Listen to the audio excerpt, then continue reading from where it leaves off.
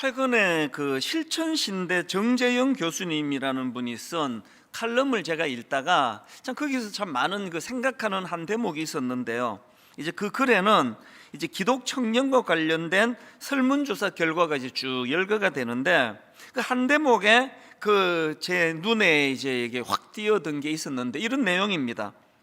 고등학교 졸업 이후에 교회를 다닌 비율은, 그러니까 고등학교 졸업 이후에 교회를 다닌 비율은 13%밖에 되지 않았다. 이 새신자가 별로 없었다는 이야기 아닙니까? 그러니까 전부 이제 뭐 모태신앙 또 뭐 유년부부터 또 학년 전서부터 교회를 다녔고 이제 고등학교 졸업 이후에 교회를 다니기 시작한 분들은 13%밖에 되지 않았다. 그래서 이제 늘 이제 그 들려지던 이 전도가 잘 안 된다. 뭐 이런 이야기가 이제 이 통계로 좀 이제 확인이 된 것 같아서 마음이 참 씁쓸했습니다. 그런가 하면은 이 교회에 새신자가 별로 이제 등록을 잘 안 한다는 이것도 참 마음에 그 아픔과 염려가 있었지만 그 교수님이 쓴 글에서 이 교회 다니는 청년들의 인식조사 이 부분에 대해서도 제가 마음에 큰 우려가 생겼는데요. 내용 중에 이런 설문조사가 있었습니다. 성경 말씀을 지키며 살면 이 사회에서는 성공할 수 없다.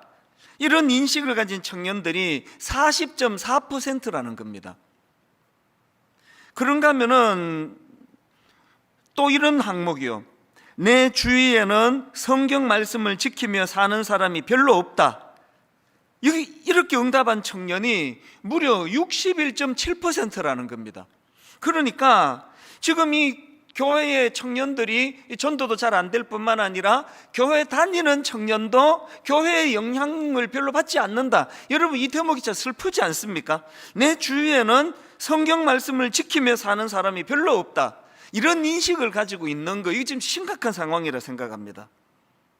뭐 이런 설문조사가 아니더라도요, 지금 코로나19 이후로 뭐 이 한국 사회가 한국 교회에 대하여 이 신뢰하는 신뢰도가 점점 심각할 정도로 떨어지고 있다. 이것도 지금 보통 문제가 아닙니다. 최근에도 목회 데이트 연구소가 낸 설문조사에 보니까요, 한국 교회를 매우 혹은 약간 신뢰한다. 이 한국 교회를 신뢰한다. 여기에 응답한 사람은 21%밖에 되지 않고요. 여기에 반해가지고 한국 교회를 별로 혹은 전혀 신뢰하지 않는다. 이렇게 응답한 경우가 76%가 되었다는 겁니다.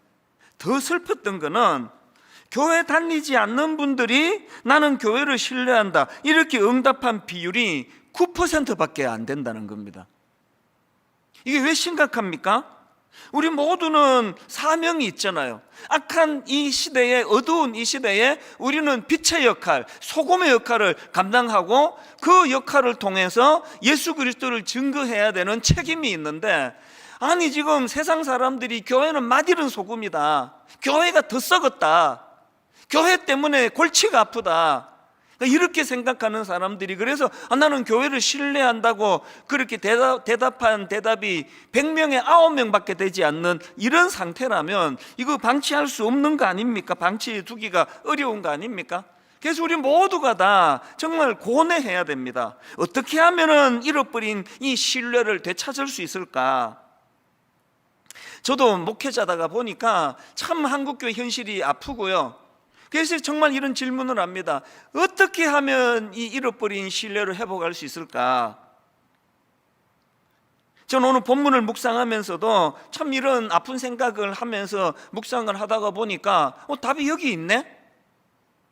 오늘 본문 말씀 속에 여러분 우리가 어떻게 하면은 잃어버린 이 신뢰를 되찾을 수 있을까에 대한 답이 본문에 있는 걸 저는 발견합니다. 그거는 본문에서 이 두 균형을 제가 발견하는데 이 두 균형을 회복하면 된다. 첫 번째 균형은 지난주 다루었습니다. 오늘 본문 마가복음 3장 14절에 나오는 자기와 함께 있게 하시고, 이걸 경험하는 겁니다. 이에 12를 세우셨으니 이는 자기와 함께 있게 하시고, 그래서 우리는 늘 그냥 교회 다니는 게 아니라, 우리 청년들이 말하잖아요. 교회를 둘러봐도 그냥 존경할 만한 사람 별로 없고, 이게 성경대로 사는 사람 별로 없고, 청년들이 그렇게 대답하는 현실이라면 사람 보지 아니하고 예수 그리스도를 보는 겁니다. 예수 그리스도를 묵상하는 겁니다. 예수 그리스도, 그분이 자기와 함께 있게 하시고 이 신비로운 그리스도의 임재를 우리가 경험하려고 온 마음을 다 쏟아야 된다는 겁니다. 그래서 우리가 지난주에 함께 불렀던 찬양처럼 우리 서로 받은 그 기쁨은 알 사람이 없도다. 신비 아닙니까? 말로 설명이 안 되는 거 아닙니까? 새벽마다 찾아와 주시는 그 은혜에 대한 감격을 말로 다 설명하기 어려운 거 아닙니까? 이 그리스도의 임재, 이 신비를 경험하는 게 진짜 중요한 대안, 첫 번째 대안이에요.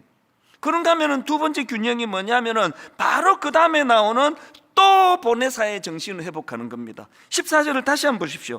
이에 12를 세우셨으니 이는 자기와 함께 있게 하시고, 그렇게 끝나는 거 아닙니다. 그렇게 만족하고 끝나는 게 아니라 자기와 함께 있게 하시고의 신비로운 은혜를 경험했다면 바로 그 다음에 나오는 또 보내사. 우리는 항상 이 두 균형을 받아요. 오늘 여러분 유난히 은혜가 되세요? 은혜가 되는 순간 기억해야 돼. 뭐 해야 되지? 나는 어떤 사명을 감당해야 되지? 이게 또 보내사예요. 지난주 우리가 불렀던 찬송가 442장 3절의 정신이 그거 아닙니까? 밤 깊도록 동산 안에 주와 함께 있으려 하나. 너무너무 좋아요. 막 요즘에 제가 새벽을 누리듯이 너무너무 난 새벽이 좋아요. 그런데 여러분, 밤 깊도록 동산 안에 주와 함께 있으려 하나. 그러나 괴로운 세상에 할 일 많아서 날 가라 명하신다. 이게 또 보내사 아닙니까? 또 보내사. 새벽마다 제가 하나님 앞에 풍성한 은혜를 누리고 있고 그것에 감격하고 있다면, 그것이 반드시 우리 젊은 부교역자들에게, 우리 순장님들에게, 주일날 만나는 수많은 성도님들에게 그 충만한 하나님 임재의 은혜의 기쁨을 우리 성도님들이 누리도록 해야 제 새벽의 은혜가 그게 진짜라는 겁니다. 이게 또 보내사예요. 여러분, 이 한국 교회가 이렇게 신뢰를 잃고 있는 거 이대로 그냥 두시렵니까? 이거 방치하시렵니까? 믿는 우리가 어떻게 해서든 이 신뢰를 회복하기 위하여 밤 깊도록 주님과의 교제, 이런 새벽에 주님의 임재의 기쁨을 누리는 이 기쁨, 자기와 함께 있게 하시고 이거 반드시 은혜를 누리셔야 되고, 그런가 하면 늘 거기만 머무는 분들 이제 일어나세요. 그리고는 또 보내사, 이 사명의 자리로 나가셔야 한다는 겁니다. 왜 우리가 이 또 보내사가 먼저 나오면 안 되느냐? 이 또 보내사가 먼저 나오면 안 되고 자기와 함께 있게 하시고, 사실은요, 자기와 함께 있게 하시고는 지난주 살펴본 포인트로는 참 우리 인간을 향한 주님의 사랑의 관점으로 봤지만 이걸 훈련의 관점으로 보셔야 됩니다. 왜? 자기와 함께 있게 하시고 그 다음에 또 보내사가 있기 때문에. 자기와 함께 있게 하시고는 정말 주님 닮은 아름다운 성화를 통해서 이 사명을 감당하기 때문에, 자기와 함께 있게 하시가 없고 또 보내사가 먼저면 100% 실족합니다. 우리가 갖고 있는 그 재력 갖고 뭐 선한 일을 만들겠습니까? 저는 설교하는 목사 입장에서 로이드 존스 목사님이 쓰신 책입니다. 설교와 설교자, 이 책에 대해서 전 종종 저는 이 책을 들여다보면서 저를 점검하는데요, 그 책에 보면은요, 이 진정한 설교라면 꼭 갖추어야 될 몇 가지 특징들을 적어놓은 대목이 나오는데, 그 중에 여러분, 이 진정한 설교의 첫 번째 요소로 꼽는 게 뭔지 아십니까? 설교자의 인격이랍니다. 이걸 설명하면서 그 책에서 필립스 브룩스의 말을 인용하는데 이런 표현을 제가 발견했습니다. 인격을 통과한 진리. 이게 얼마나 제게 자극이 되고 도전이 된지 모릅니다. 목사의 입술만 통과하는 진리, 그거 아니래요. 목사의 인격을 통과한 진리래요. 그리고 이 설교가 진짜 하나님이 기뻐하시는 설교가 되기 위하여 첫 번째 갖추어야 되는 게 그 설교하는 그 목사의 인격이 가장 중요하다는 겁니다. 이게 부들부들 떨리는 이야기 아닙니까?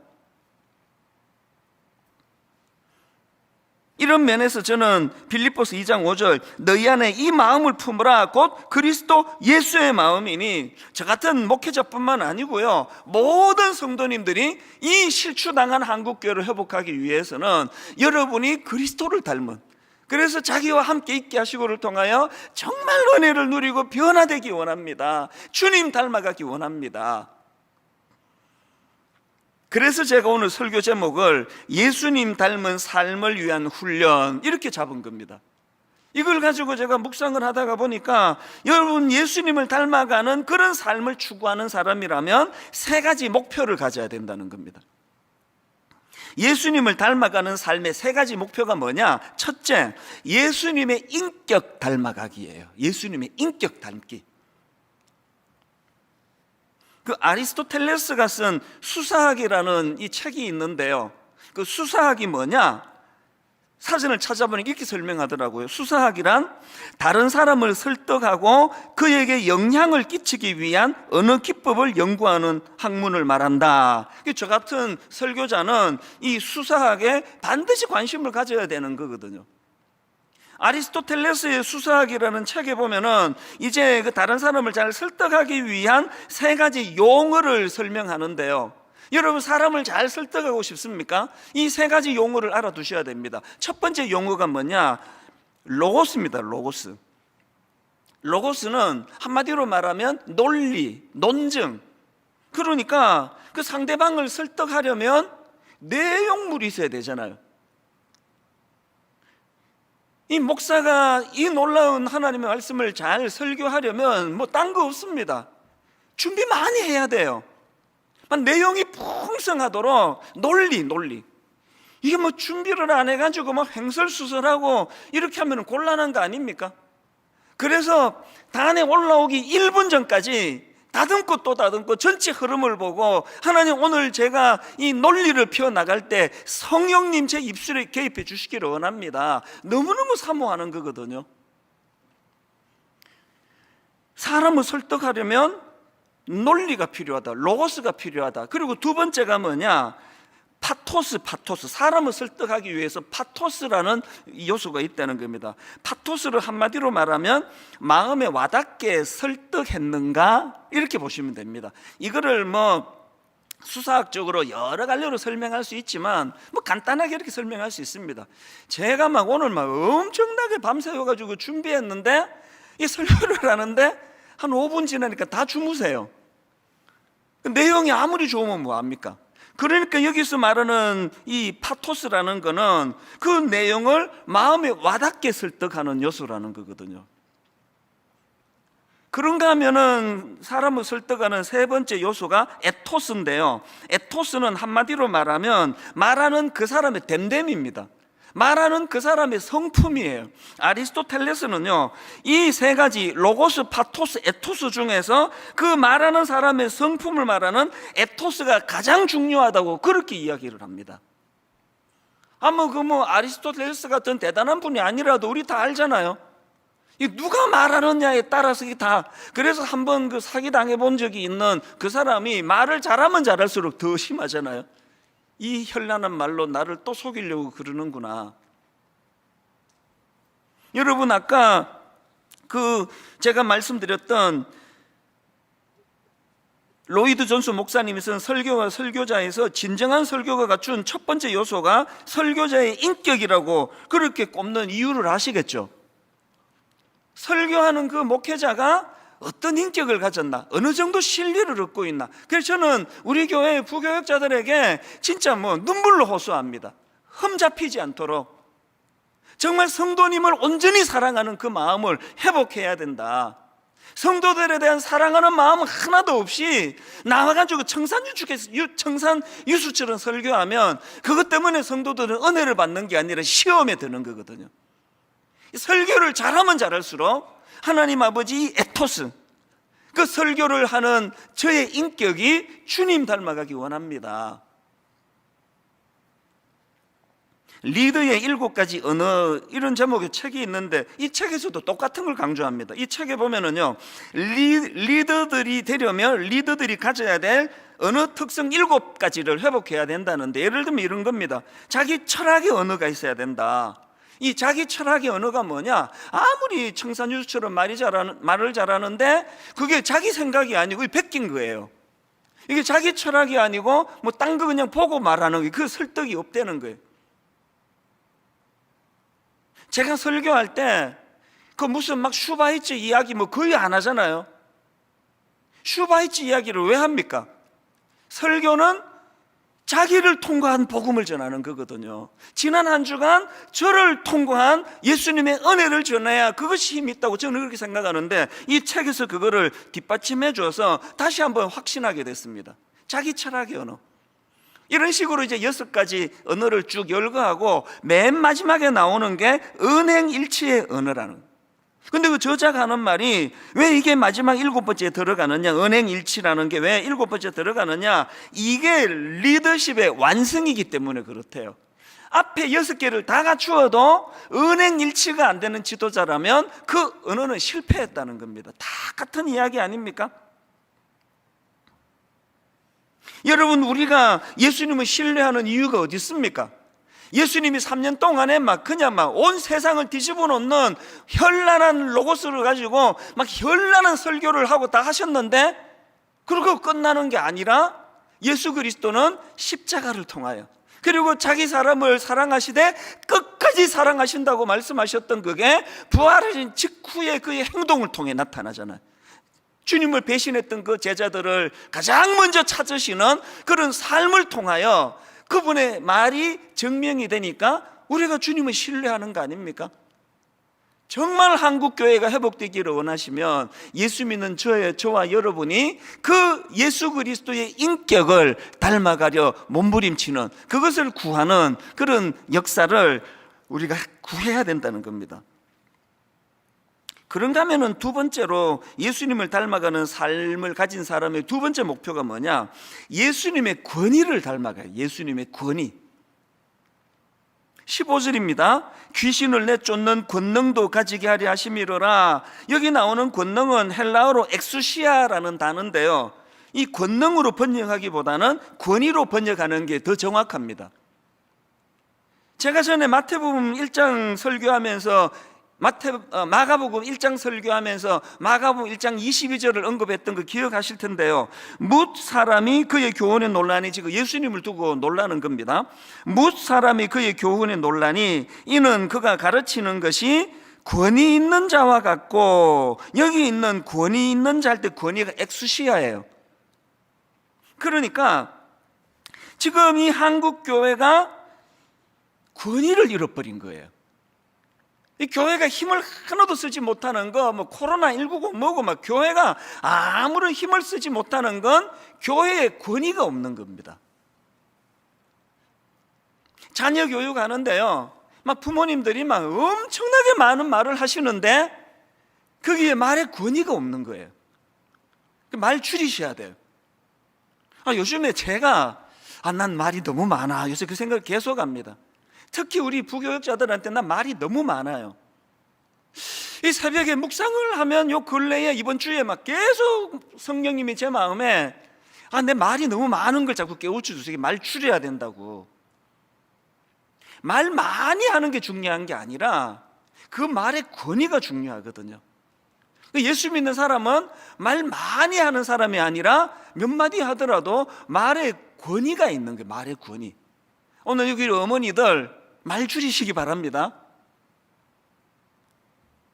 말을 줄이고 그 말에 주님의 권위, 이 권위, 그 예수 믿는 사람이 반드시 회복해야 되는 게 이게 바로 주님의 엑수시아, 이 권위를 회복해야 되는데, 이런 의미에서 저는 오늘 본문에 나오는 이 엑수시아라는 권위라는 이 말과 관련해서 3가지로 제가 한번 정리를 해봤는데요, 첫 번째, 여러분이 성경이 말하는 엑수시아, 이 권위는요, 예수 그리스도의 엑수시아를 의지할 때만 나타나는 권위라는 겁니다. 자, 이게 무슨 말이냐? 자, 마가복음 9장 17절 18절입니다.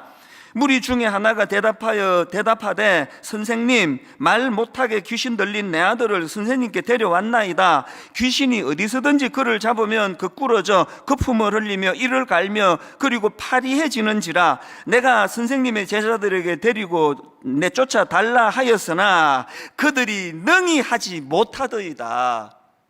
아니, 예수님이 그 제자들에게 이 바로 귀신을 내쫓는 권위를 부여해 주신다고 했는데 왜 귀신을 못 내쫓는 겁니까? 여기에 대조되는 말씀이 누가복음 10장 17절입니다. 70인이 기뻐하며 돌아와 이르되 주여 주의 이름이면 귀신들도 우리에게 항복하더이다. 이 차이를 아시겠죠? 지금 예수님이 변화산에 가고 계시지 않으니까 그 제자들이 그 주님의 영향을 못 받는 거예요. 그러니까 능히 고치지 못하더이다. 그런데 여러분이 누가복음 10장에서는 주의 이름이면 귀신들도 우리에게 항복하더이다. 부탁합니다. 눈에 보이는 담임 목사만 의지해 가지고는 이 놀라운 영적인 권위가 회복되지 않습니다.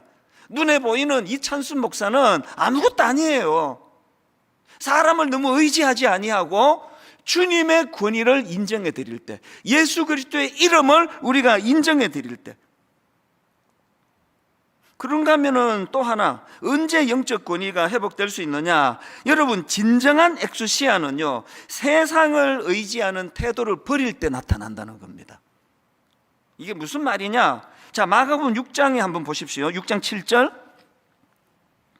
12 제자를 부르사 둘씩 보내시며 더러운 귀신을 제어하는 권능을 주시고, 여기 나오는 권능도 엑수시아예요. 예수님이 제자들에게, 지금 복음 전하러 가는 제자들에게 이 엑수시아를 주시는데, 이 엑수시아를 주시면서 뭘 당부하느냐? 8절 9절입니다. 명하시되 여행을 위하여 지팡이 외에는 양식이나 배낭이나 전대의 돈이나 아무것도 가지지 말며 신만 신고 두 벌 옷도 입지 말라 하시고, 지금 예수님이 지금 엑수시아 권능을 주시면서 뭘 강조합니까? 다른 거 의지하지 말라는 거 아닙니까? 오늘 한국교회가, 저 같은 목회자가, 수많은 크리스찬들이 왜 이 세상에 영향력 없는 맛이른 소금이 됐다고 비난을 받느냐? 왜 우리에게 이 권위가 사라졌느냐? 왜 사라졌느냐고요? 이 말씀을 지금 우리가 순종하지 않는 거거든요. 요한 후이징가가 한 말이 이렇습니다. 우리는 무엇인가 사로잡힌 세상에 살고 있다. 우리는 무엇인가 사로잡힌 세상에 살고 있다. 또한 우리는 이 사실을 알고 있다. 여러분, 이 세상에서 무엇인가에 사로잡혀 살아야 되는 게 우리 이 땅의 삶이라면, 여러분은 지금 무엇에 사로잡혀 있습니까? 돈 아닙니까? 세상의 물질? 세상의 어떤 그 권력? 세상이 가지고 있는 어떤 명예? 그런 것에 사로잡혀 있으면 주님의 엑수시아가 안 나타난다고 그러잖아요. 여러분, 사도행전 3장에서 베드로가 보여준 모범이 뭡니까? 지금 그 장애인이, 참 구구라는 그 장애인이 손을 내밀 때 뭐라고 이야기합니까? 은과 금은 내게 없거니와, 은과 금은 내게 없거니와 내게 있는 것으로 너에게 주는데 나사렛 예수 그리스도의 이름으로 걸으라는 거예요. 여러분, 은과 금은 내게 없거니와, 이게 뭘 의미합니까? 나는 은과 금을 추구하는 대신에, 나는 은과 금을 의지하는 대신에 나사렛 예수 그리스도를 의지한다. 그분의 엑수시아, 그분의 권위를 의지한다. 그랬더니 거기에 기적이 일어나는 거 아닙니까? 오늘날 교회에 이런 기적이 왜 잘 안 일어나느냐고요? 오늘 교회가 은이 너무 많은 거 아닙니까? 교회에 지금 금이 막 너무 많은 거 아닙니까? 막 교회에 막 유력한 사람들이 너무 많아가지고 막 주님을 의지하기보다 전화 한 통화 하면 되는 거 아닙니까? 이것 좀 도와줄 수 있느냐고. 물론 인간의 도움도 청해야 되지만 우리가 추구해야 되는 건 은과 금이 아니라 예수 그리스도의 이름, 우리는 거기에 사로잡힌 존재라는 걸 세상에 드러낼 때 거기에 능력이 나타나는 줄 믿습니다.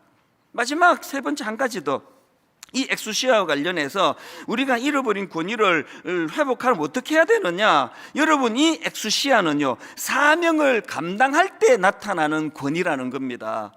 본문 14절 15절 자세히 한번 보십시오. 이에 12를 세우셨으니 이는 자기와 함께 있게 하시고 또 보내사 전도도 하며 귀신을 내쫓는 권능도 가지게 하려 하심이라. 너무 간단합니다. 질문합니다. 여러분, 귀신을 내쫓는 권능을 회복하려면 어떻게 해야 됩니까? 귀신을 내어 쫓으려고 시도해야 되는 거 아닙니까? 이 기능으로 주신 어떤 도구가 있다면 이 기능을 수행해야 나타나는 거 아닙니까? 온통 교회가 그냥 우리끼리 떡해 먹고 밥해 먹고 우리끼리 좋다 그러고 여기가 좋사오니 그러고 있는데 귀신을 쫓는 권위를 쓸 기회가 없는 거 아닙니까? 쓰세요. 활용하시기를 바랍니다. 너무너무 혼란한 이 시대에 지금 뭐 동성애 문제라든지 뭐 말로 다 알 수 없는 혼란스러운 현실 앞에 우리가 이 권위를 회복해야 됩니다. 주님의 이름으로. 오늘 은혜 많이 받으시기 바랍니다. 그리고 내일부터 회사에 가서 가정의 자녀 교육할 때 이 귀신을 내쫓는 권위를 사용하시기를 바랍니다. 사용하는 그 현장에서 그리스도의 권위가 회복될 줄로 믿습니다. 마지막 세 번째로요, 예수님을 닮아가는 사람의 세 번째 목표가 뭐냐? 예수님의 섬김 닮아가기입니다. 오늘 제자들을 부르시며 또 보내사라고 이 중요한 포인트가 담겨져 있는 핵심이 너무너무 중요한 거 아닙니까? 저는 우리 교역자들에게 종종 그런 이야기예요. 할 수 있으면 내가 당신하고 친하면 좋겠다. 그러나 안 친한들 그게 뭐가 중요하냐? 왜? 우리가 지금 동호회로 모였나? 너무너무 어려운 이 한국교회 현실 앞에 이게 6.25 전쟁으로 말하면 밀리고 지금 낙동강 전투까지 밀렸는데 우리끼리 노닥거리는 게 이게 그렇게 중요하냐? 우리 모두가 다 이 시간에 또 보내사가 이루어지지 않는 현실, 세상에 교회를 신뢰한다고 말하는 사람들이 9%밖에 없는 이 현실 앞에 이 노닥거릴 정신이 있습니까? 정말 주님의 섬김을 회복해야 돼요. 저는 최근에 그 전염병과 마주한 기독교, 이 책은 막 여러 저자가 이제 조금씩 글을 써놓은 건데요. 거기에 저는 이상규 교수님의 글을 읽다가 그 초대교회 첫 3세기 동안에 크게 그 두 차례의 그 국제적인 전염병이 발생했다. 그 내용을 제가 전에 한번 그 코로나19가 터지자마자 로드니 스타크라는 사회학자의 책을 인용해서 한번 말씀드린 적이 있거든요. 그 내용이 여기 담겨 있더라고요. 두 번에 걸친 역병, 1차 역병은 165년 겨울에 발생한 역병인데요, 무려 15년 동안 지속이 돼요. 우리 1년 지속하는데 막 답답해 죽을 것 같은데 15년을 지속했답니다. 그리고 로마 제국 인구의 3분의 1에서 4분의 1이 목숨을 잃었다 할 정도로 끔찍했던 역병이었고요. 2차 역병도 끔찍하게 마찬가지입니다. 249년도에 시작이 됐는데 로마에서만 하루에 5,000명이 죽었다. 그리고 알렉산드리아에서는 인구의 3분의 2가 죽음을 맞았을 것이라고 추정이 될 정도로 끔찍한 결과가 일어났는데요, 저는 이런 내용을 다루는 이상규 교수님 글을 읽다가 용어 하나를 발견하고 한참을 이 용어가 내 마음에서 계속 머무는 걸 경험했습니다. 파라블라노이라는 단어인데요, 이 파라블라노이는 무슨 뜻을 가졌냐 보니까 위험을 무릅쓴 자, 이런 뜻이에요. 근데 왜 이 위험을 무릅쓴 자라는 뜻을 가진 파라블라노이가 내 마음속에 이렇게 맺혔냐 하니까 이게 이 파라블라노이가 초기 기독교 성도들에게 불려진 별명이라는 겁니다. 아니, 왜 예수 믿는 초기 성도들이 이런 별명을 받았느냐 하니까요, 그들은 그 당시 역병이 엄청 막 사람을 죽이고 그럴 때 이 감염의 위험을 무릅쓰고 역병에 걸려 죽어가는 수많은 사람들을 목숨 걸고 간호하는 이런 일을 행했기 때문에 그 크리스찬의 별명이 위험을 무릅쓴 자라는 뜻을 가진 파라블라노이라는 겁니다. 너무 영광스럽지 않습니까? 오늘 지금 코로나19가 터지고 교회의 공신력이 점점 떨어지는 거하고 너무 대조적이지 않습니까? 여러분, 우리가 예배를 얼마나 편하게 잘 드리느냐보다 중요한 거는 이 역병을 그리스도인들이 이런 별명을 얻어가지고 위험을 무릅쓰고 우리 그리스도인들이 코로나19를 멈추는 일에 결정적인 일을 했다. 이걸 만들어내야 되는 거 아닙니까? 그 교수님에 의하면은요, 초기 기독교가 이 두 번의 역병을 거치면서 예수 믿는 사람이 확 늘었다는 겁니다. 이런 점에서 저는 작년 코로나가 한창 기승을 부릴 때 너무너무 아름다운 사진 한 장을 제가 봤습니다. 우리 교회 조이스 청년부 담당 목사님이 메일을 보내가지고 우리 청년부 예쁜 자매 사진을 하나 보내줬는데요, 근래에 전 이렇게 아름다운 사진은 내가 본 적이 없습니다. 그 목사님의 편지 내용이 이렇습니다. 안녕하세요 목사님, 우리 청년부 자매 중에 현재 코로나 지원 간호사로 근무하는 자매가 있습니다. 걱정이 되어 잘 지내느냐고 연락을 했는데 대답 대신 아래에 사진 한 장이 날라왔습니다. 하루 종일 착용한 보호장비로 얼굴이 온통 상해 있었습니다. 그리고선 그 자매가 이런 대답을 했습니다. 목사님, 저 괜찮아요. 매일매일 감사하고 제가 할 수 있는 일이 있으면 행복해요. 그러면서 자기 사진을 하나 보내준 거예요. 그걸 그 목사님이 제게 보내줬는데요, 너무너무 아름다워서 눈물이 날 지경이었습니다. 그러나 화면에는 못 띄워요. 하루 종일 그 무거운 옷에다가 그 코로나19 그 TV를 다 보시잖아요. 그래도 사진에요, 막 온통 자국이에요. 제 눈에 너무 아름다운데 차마 이 사진을 띄울 용기는 안 생기는 겁니다. 여러분, 이게 위험을 무릅쓴 자 이런 뜻을 가진 파라볼라노이 아닙니까? 우리 교회 이 젊은 청년은 파라볼라노이라는 별명을 듣기에 합당한 자매 아닙니까? 지난주에 제가 임정택 대표라는 젊은 크리스찬을 제가 소개해 드렸는데요, 여러분 25세 젊은 나이에 하나님이 저를 만드신 목적이 무엇입니까? 눈물로 기도하는 그 모습을 상상해도 이 청년이 너무너무 아름다운데, 기도 가운데 응답을 받아서 지극히 작은 자 하나에게 한 것이 곧 내게 한 것이니라, 이 말씀을 받고는 사회적 기업을 세우고 놀랍게도 히즈빈스라는 카페, 우울증, 정신분열증을 앓는 정신장애인들을 잘 훈련시켜서 우리나라에서 최고 맛있는 커피를 만들겠다고 하는 이 청년의 꿈이 왜 저를 감동시킵니까? 사람들은 정신분열증에 걸렸다 그러면 그 위험하다, 가까이 가지 마라, 다들 피하는데 이 임정택이라는 젊은 청년은 그 정신분열증 그 위험한 거 아니다, 그들도 회복될 수 있다, 이런 꿈을 가지고 다가가서 놀라운 그런 22호점까지 그 커피숍을 만들어내니, 바로 이 임정택 대표야말로 위험을 무릅쓴 자라는 뜻을 가진 파라볼라노이의 이름에 합당한 사람 아닙니까? 그래서 존경스러운 거예요.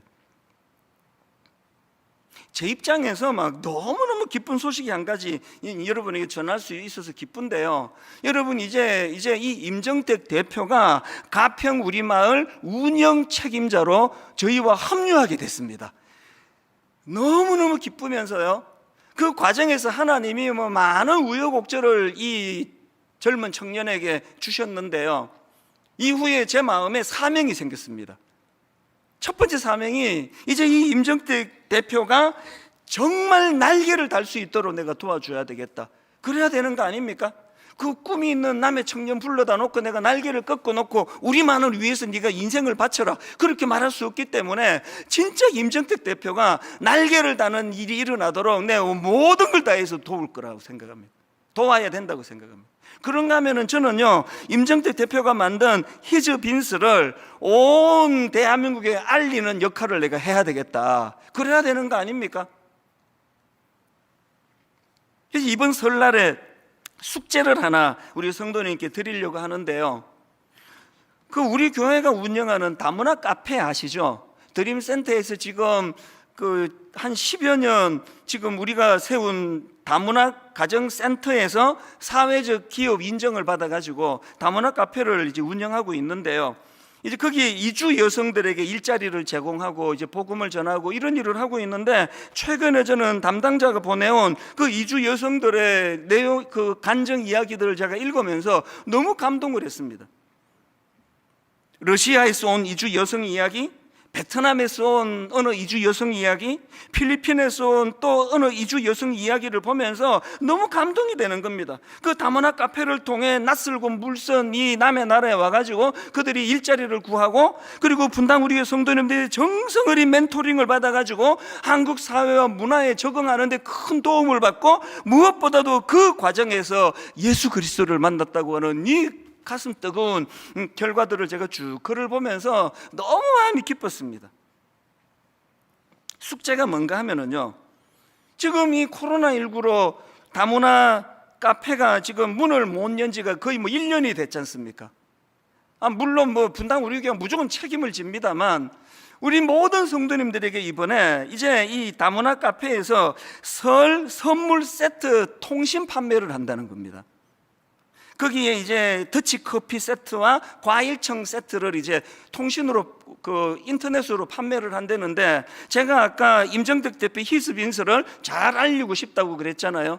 요새 무슨 콜라보 이런 용어들을 많이 쓰는데, 이번에 우리 교회가 하고 있는 다문화 카페하고 히스빈스가 손을 맞잡고 히스빈스의 커피를 우리가 납품을 받아가지고 이제 이 더치 커피 세트를 판매를 하는 겁니다.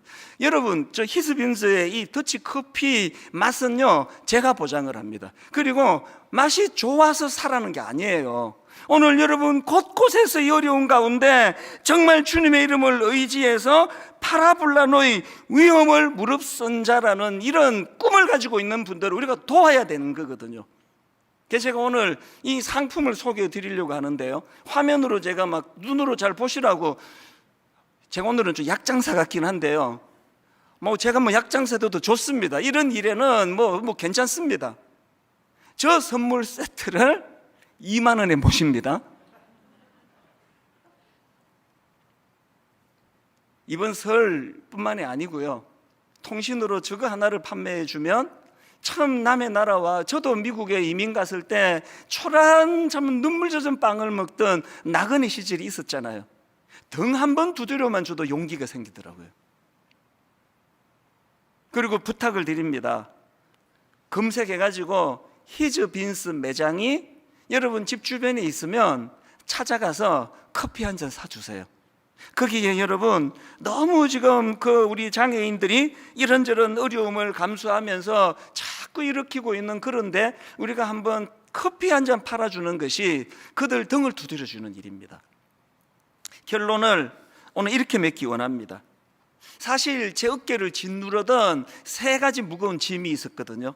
하나는 1만소 파송운동, 지난 8년 9년 잠을 이루지 못할 만큼 무거운 짐이었고요. 또 하나는 가평 우리 마을, 정말 여기에 약자들을 섬기는 이런 가치를 구현하려는데 너무 힘들었습니다. 이제 이 2가지 짐은 제가 이제 벗기 시작했습니다. 1만소도 파송운동, 성도님들의 기도가 이제 막 제 귀에 들리기 시작하고요, 무엇보다도 30명의 예비 담임 목사님들 모임을 가지면 가질수록 춤을 통해서 그들의 마음의 그 뜨거움이 전달이 되기 때문에 이제 제가 좀 안심하기 시작했고요. 가평 우리 마을은 임정택 대표가 여기에 합류하도록 하나님이 길을 열어주시는 것을 보면서 하나님이 붙잡고 계신다. 이제 내가 그거 생각하면 발 뻗고 잠이 와요. 남은 숙제가 하나 있습니다. 드림센터를 사회에 환원하기로 했는데 2년 남았습니다.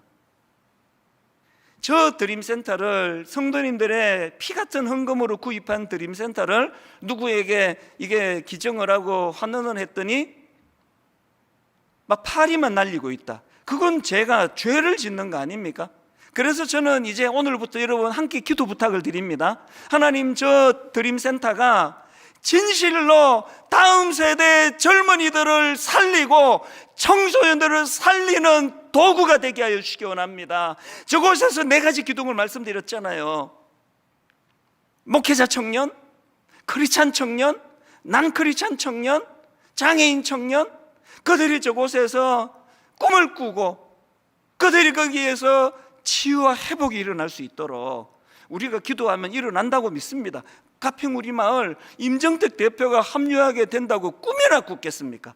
가평 우리 마을 세상의 이랜드라는 고마운 기업이 거기에 전문가 직원 2명이나 파송을 해서 아무런 대가도 없이 지금 전적으로 우리를 도와주는 일이 생길 줄 어떻게 알았냐고요. 기도하면 하나님이 사람을 붙여주십니다. 오늘의 결론은 여러분, 예수님의 인격 닮아가기, 예수님의 권위 닮아가기, 예수님의 섬김 닮아가기, 이 모든 주님 닮아가는 역사가 일어나기 위하여 자기와 함께 있게 하시고, 아버지 이 은혜를 저와 우리 자녀들에게 허락해 주시기 원합니다. 그래서 오늘 주님이 함께 하시는 자들이 누리는 평안을 노래하고 싶은데요, 찬송가 412장입니다. 내 영혼의 극히 깊은 데서 맑은 가락이 울려나네. 평화 평화로다. 누가 주시는 평화입니까? 하늘 위에서 내려오네. 우리와 함께 하시는 주님을, 그분의 너무나 아름다우심을 충만하게 누리는 찬양이 되기 원합니다. 같이 찬양하시겠습니다. 내 영혼의 극히 깊은 데서, 내 영혼의 극히 깊은 맑은 가락이 울려나네. 맑은 가락이 울려 주님과 함께하는 자들이 누리는 축복, 하늘 곡조가 언제나 흘러나와.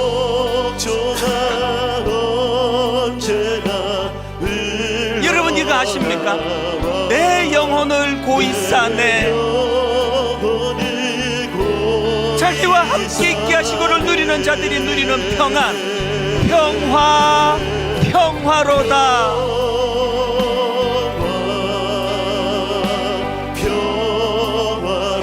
하늘 위에서 내려오네. 여러분 감격하며 그 사랑의 물결이 영원토록,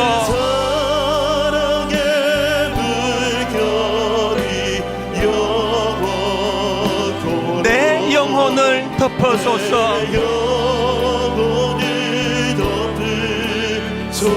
내 마음속에 솟아난 이 평화는 여러분 겉으로 잘 드러나지 않는, 그래서 깊이 묻힌 보배로다. 여러분 그 평안을 끄집어내셔야 합니다. 나의 보화를 캐내어 가져갈 자,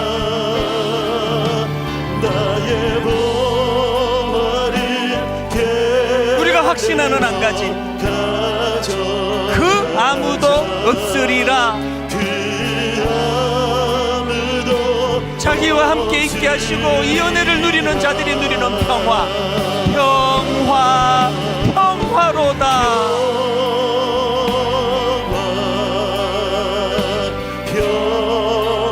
누가 주시는 평화입니까? 하늘 위에서 내려오네. 그 사랑의 물결이 영원토록,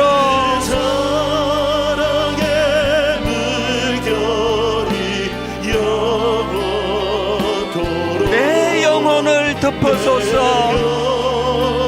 여러분 다 자리에서 일어나셔서 한 번 더 이렇게 선포합니다. 평화 평화로다.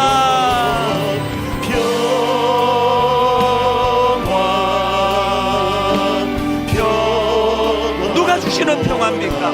하늘 위에서 내려오네.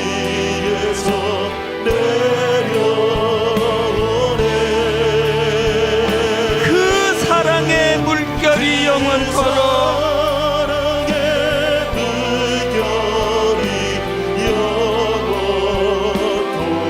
내 영혼을 덮어소서.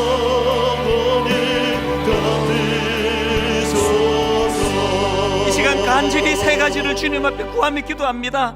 예수님의 인격을 닮아가기 원합니다. 예수님의 권위를 회복하기 원합니다. 예수님의 섬김을 닮아가기 원합니다. 아버지, 이런 것들이 자기와 함께 있게 하시고 그 놀라우신 주님의 임재를 경험하는 신비로운 은혜를 통하여 나타나게 하시고, 아버지 우리의 이런 삶의 성숙의 변화로 말미암아 아버지 실추된 한국교회가 그 능력과 권위를 회복시키는 역할을 우리가 감당하기를 원합니다. 우리 한 목소리로 통성으로 같이 기도하시겠습니다. 살아계신 하나님 아버지, 하나님의 은혜를 이 시간 사모합니다. 열망합니다. 하나님 아버지, 우리가 주님의 은혜를 이 시간 간절히 구하고 또 구합니다.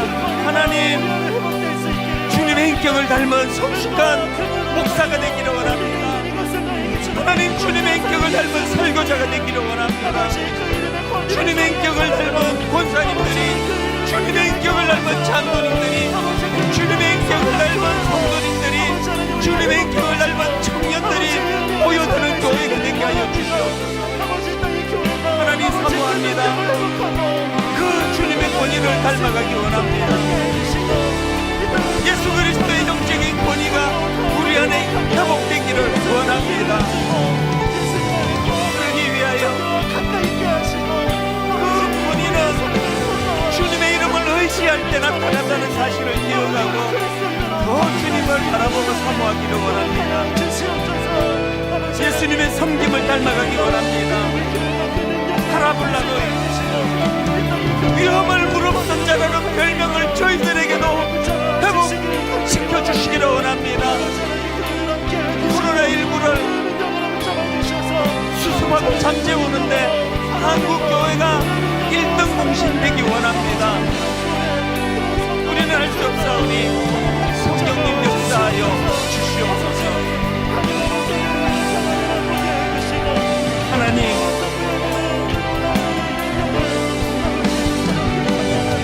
지금 이 순간에도 수많은 그리스도의 삶을 몸부림치는 만나주시고 위로하시고 치유하여 주시옵소서.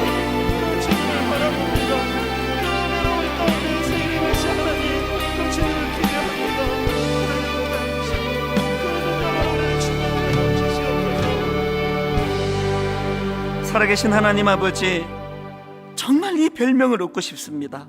파라블라노이. 코로나19로 너무나 오랜 고통의 시간을 보내는 이 대한민국 땅에서 교회 다니는 사람들이야말로 위험을 무릅쓴 자라고, 아버지 정말 한번 이 명예를 얻고 싶습니다. 코로나19를 잠재우는데 교회의 역할이 너무나 컸었노라고. 지금 아버지 정반대로 가고 있습니다. 너무 부끄러워 얼굴을 들기가 힘들고, 내가 목사라는 사실이, 내가 크리스찬이라는 사실이, 우리 수많은 청년들이 자기들이 예수 믿는다는 것이 창피한, 너무너무 부끄럽다고 표현하는 시대인데 우리들의 죄악을 용서해 주시고, 하나님 다시 한번 예수 그리스도의 권위가 회복되게 하여 주시옵소서. 맛 잃은 소금이 아니라, 빛을 잃은 초라한 교회가 아니라, 혼란한 이 시대에 진정한 빛과 소금의 역할을 감당함으로 자기와 있게 하시고 그 다음에 나타나는 또 보혜사의 말씀이 오늘 우리들 삶 속에 구현되도록 인도하여 주시고, 이번 한 주간 그런 삶을 추구하는 자들에게 주시는 평안을 모든 성도님이 한 주 내내 누리도록 그 은혜의 자리로 이 한 주간을 인도하여 주시옵소서.